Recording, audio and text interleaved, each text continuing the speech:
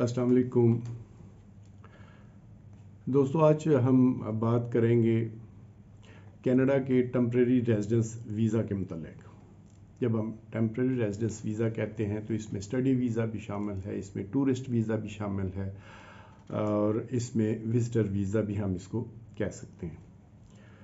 तो अभी जो कनाडा ने लेटेस्ट जो न्यूज़ आ रही हैं वो क्या है, आज हम इसमें एक चीज़ें देखेंगे इस वीडियो में।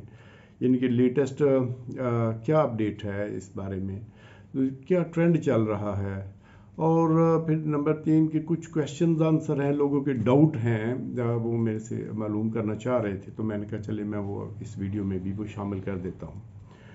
तो जिन दोस्तों ने टेम्परेरी रेजिडेंस वीज़ा अप्लाई किया है या करने जा रहे हैं वो इन चीज़ों का ज़रा ख्याल रखें जो हम डिस्कस करने जाएंगे। उम्मीद है कि उनके लिए ये काफ़ी सूदमंद साबित होंगी।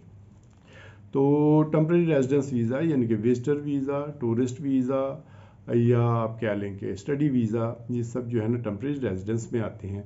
तो इसके मतलब डिटेल से बात करेंगे।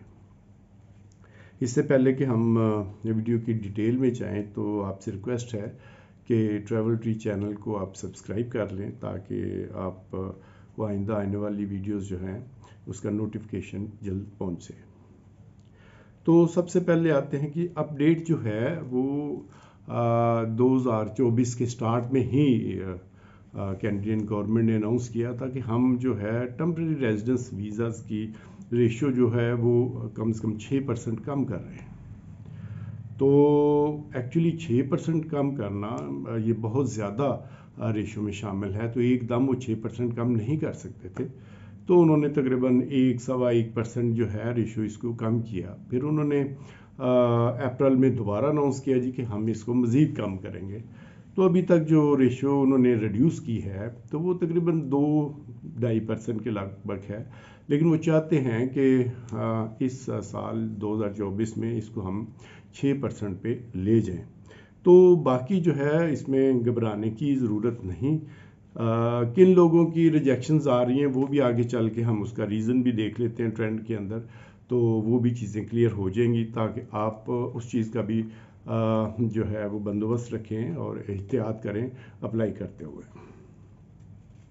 तो ये तो था जो लेटेस्ट रिडक्शन यानी कि वीज़ा अप्रूवल की रेशो में जो आ रहा था वो है।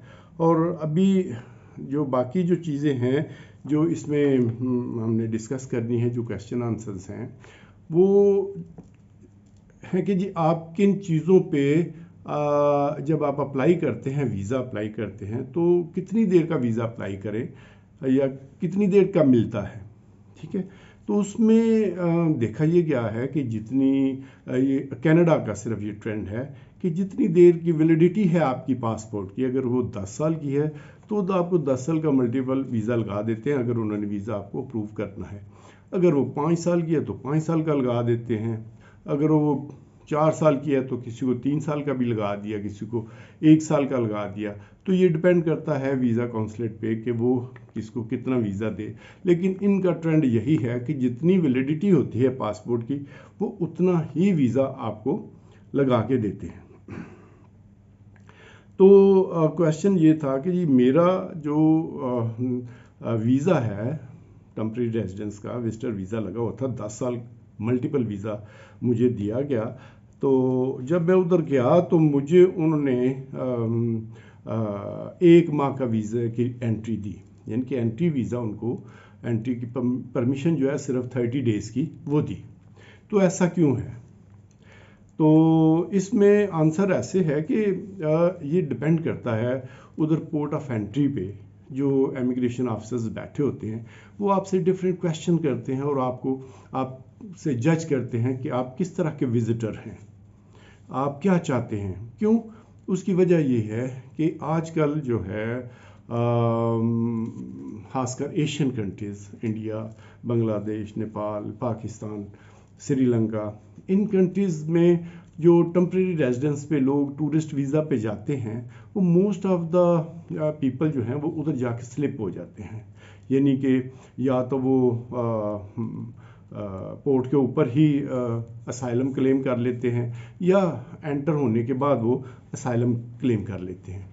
तो इस चीज़ को कर्ब करने के लिए इन्होंने ये जो है एक रिस्ट्रिक्शन जो है वो इम्पोज की है। तो वो डिपेंड करता है जी कि अगर आपको 10 साल का मल्टीपल वीज़ा मिला है, ये ज़रूरी नहीं कि आपको वो 10 साल की ही एंट्री दें। जो नॉर्मल एंट्री है वो 180 डेज़ की ही मोस्टली मिलती है, जो नॉर्मल उनकी रूटीन है। इनके 6 माह की आपको एंट्री दे देते हैं, तो फिर आप वापस आते हैं 6 माह कंप्लीट होने से एक दिन पहले आ जाएं, तो फिर आप दोबारा भी जा सकते हैं।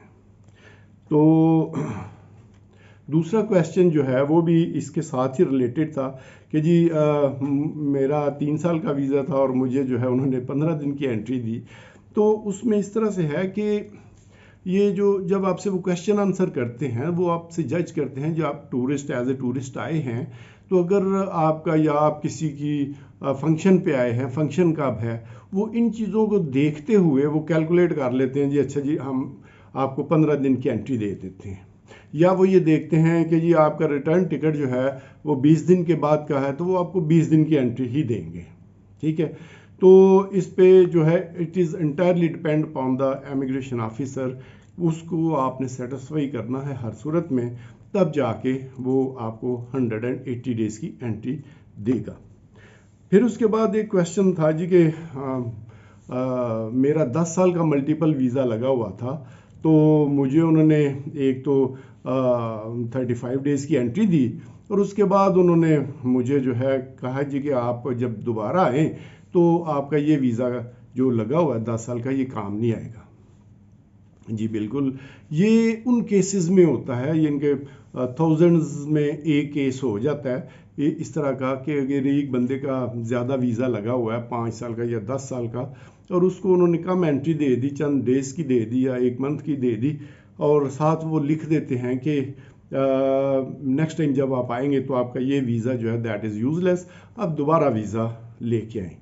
तो ये बहुत कम केसेस में होता है, लेकिन हो रहा है। ये भी पोर्ट ऑफ एंट्री पे जो इमिग्रेशन ऑफिस है ये उसकी सवादीद है, वो किसको एंट्री दे या ना दे। बाज़ ऐसे भी थाउजेंड्स केसेस में हुए हैं जिनको उन्होंने डिपोर्ट भी कर दिया है। ठीक है, तो ये भी ऐसे जो है ना केसेस जो है ना वो भी हुए हैं। अभी ये तो था जो इम्पॉर्टेंट क्वेश्चंस जो लोग कर रहे थे। अभी हम आते हैं जी ट्रेंड क्या चल रहा है।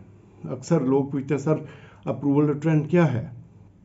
देखिए बात सुने, आज जो डेट है वो 4 अक्टूबर हो गई है। जो ट्रेंड है वो आज थोड़ा सा पिछले माह से कम रहा है, यानी कि सितंबर के माह में ट्रेंड थोड़ा सा कम रहा है, लेकिन उसके जो देखने में जो आए हैं डॉक्यूमेंट्स, उसमें जो चीज़ें हैं, जो ऑब्जर्वेशंस हैं, वो कम से कम ये 3 ही हैं।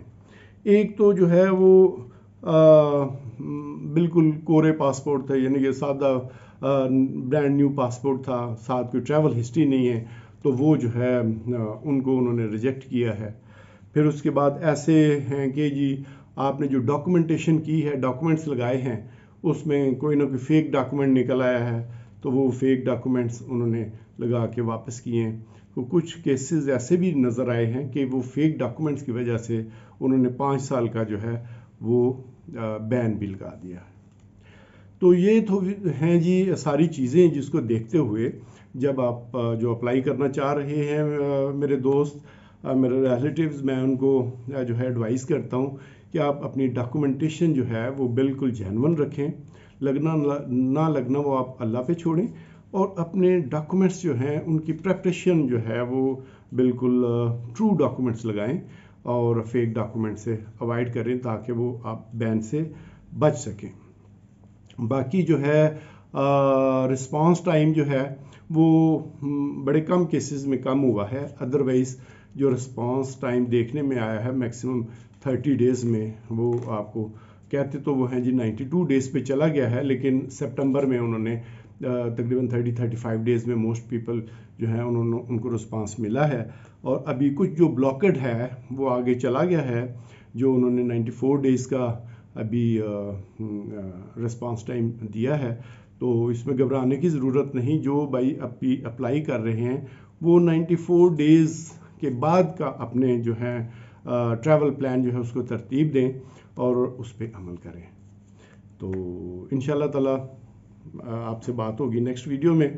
तो लास्ट में दोबारा आपसे रिक्वेस्ट है कि अगर आपको पसंद आई मेरी एफर्ट तो काइंडली लाइक और सब्सक्राइब कर लें।